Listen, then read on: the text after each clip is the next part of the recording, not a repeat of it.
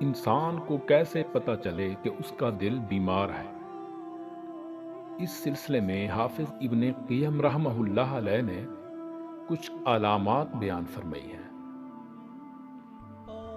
پہلی علامت، جب انسان فانی چیزوں کو باقی چیزوں پر ترجیح دینے لگے تو وہ سمجھ لے کہ میرا دل بیمار ہے۔ مثلا دنیا کا گھر اچھا لگتا ہے مگر آخرت کا گھر بنانے کی فکر تک نہیں۔ دنیا میں عزت مل جائے مگر آخرت کی عزت یا ذلت کی سوچ تک دل میں نہیں۔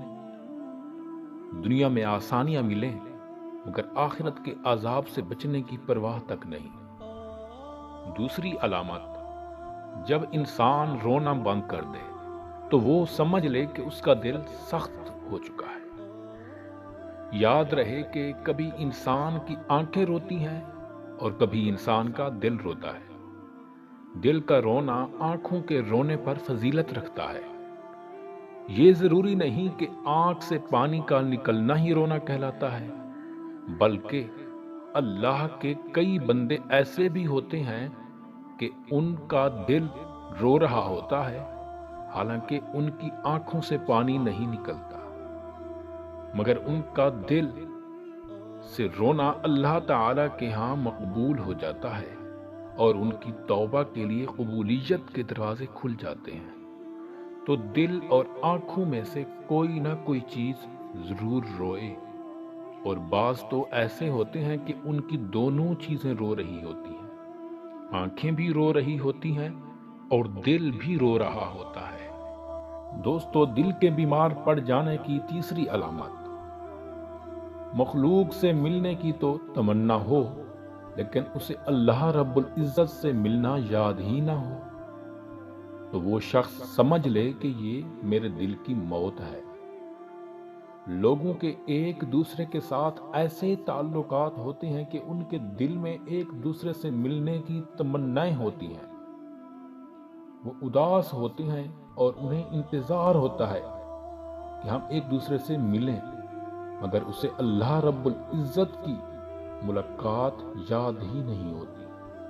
چوتھی علامت، جب انسان کا نفس اللہ رب العزت کی یاد سے گھبرائے اور مخلوق کے ساتھ بیٹھنے سے خوش ہو تو وہ بھی دل کی موت کی پہچان ہے۔ اللہ کی یاد سے گھبرانے کا مطلب یہ ہے کہ جب انسان کا دل تسبیح پڑھنے، ذکر و اذکار کرنے اور مراقبہ کرنے سے گھبرائے، اسے مصلی پر بیٹھنا بوجھ محسوس ہوتا ہو۔ ایک موٹا سا اصول بھی سمجھ لو کہ اگر بندے کا اللہ تعالی کے ساتھ تعلق دیکھنا ہو تو اس کا مصلی پر بیٹھنا دیکھ لو۔